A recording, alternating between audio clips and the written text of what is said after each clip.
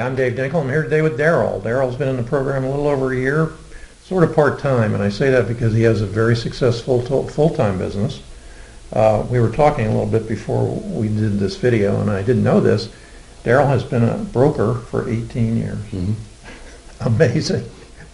And he's been very successful in the past when the market was great. Mm-hmm. How could you go wrong, right? Yeah, that's what I thought. And he was referred to us originally by one of our other students, Ray, who has had for the last 3 years the largest wholesale net profits. You know, they're all over 80,000, up to 104. Yeah, so you got to do some of those. You'll get there. But you haven't been doing bad.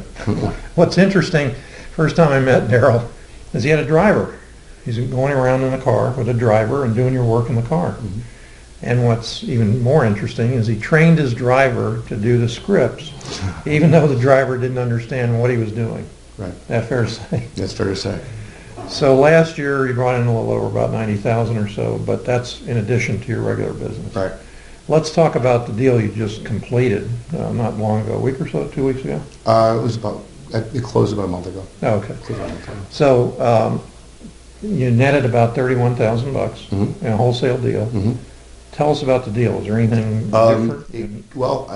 It came from the driver reading my script, and I would field the phone call after a certain point, but it actually was something that came from left field, from a relationship that was developed and an offer that was made that we actually stopped tracking because it had been so long. And I got a phone call from a realtor that the case had just popped out of probate, and wanted to confirm that I'm still in the, still wanted to be the buyer, Yeah. and ended up ability to buy it, and we flipped it the day that we were able to clear the title. Yeah. So I think what's really impactful about this is he had a virtual assistant, except it was a real assistant in the car. Mm-hmm. Yeah, I was learning how to assign roles and responsibilities, and being able to limit it and track what responsibilities people had, and knowing what the limitations are of the people around me. And because of the market in general, the stock market in general, one of the things you're going to do this year is get back in more hands-on and more full in. Yeah, put more. I will look to be holding some of the properties to improve them, and looking to increase the margins with the ability of money coming in to be able to spend some of that money and take advantage of making more money on the transaction. Lipstick on a pig sort of thing, not full rehabs necessarily. One of the things that Darrell mentioned to me that was really impactful was the fact that, very oftentimes people say that I hate realtors. I go through this all the time. I don't hate realtors. There's a few of them that are interestingly different, but they bring us a lot of money. Yeah. And once you understand that and learn to work with them, the relationships with the realtors are huge horsepower for the engine. Probably 35% or more of the deals we have wholesale are sold by realtors who bring a buyer.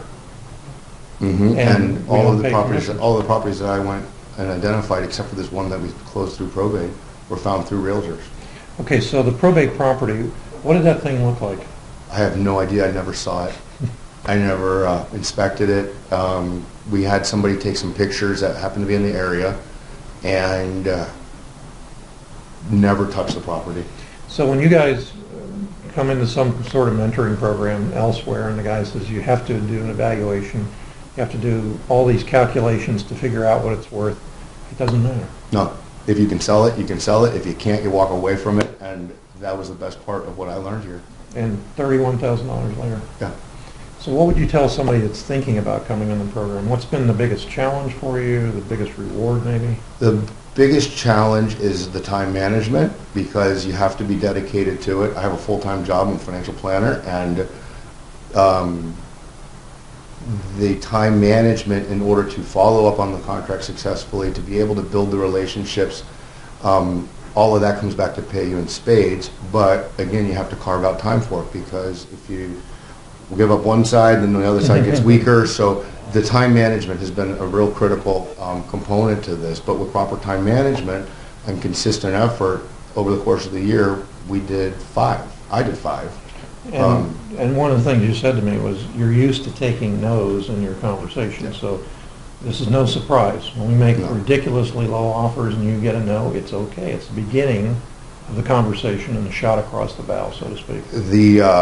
the person with the thin skin who gets easily offended, they got to push through it. The guy with the thick skin needs to roll with it and laugh. But more importantly, in those conversations, there's a lot of substance that you can use for other transactions. Yeah. So even if there is a big no with a bunch of expletives after why did you send me that offer, there's things that can potentially come out of managing that conversation that I've been pleasantly surprised by it, and other times I've hung up the phone and instead of getting upset, just laughed about what that person just called me.